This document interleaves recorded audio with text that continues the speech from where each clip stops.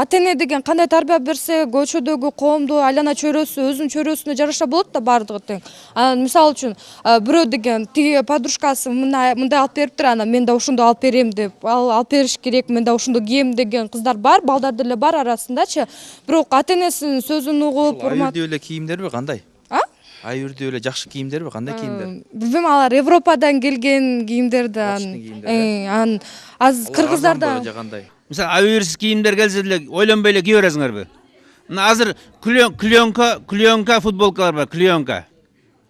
Турабы? Көк, кызыл, күрөң эме футболкалар бар, клеенка.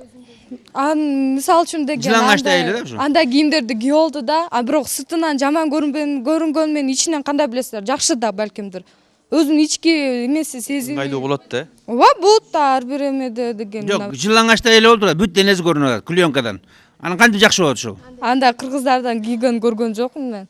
Мисалы үчүн деген байыркы кыргыздар дегенчи, эме аял кыз келиндер болсо элече кийишкен да. Элече кийишип, мында бетин баары жабылып, моюндары жабып турчу да. Анан азыр билбейм, баардыгы тең эле мода деп, анан коом өзгөрдү, заман да өзгөрдү да, анан элдер да өзгөрөт. Заманбаппы?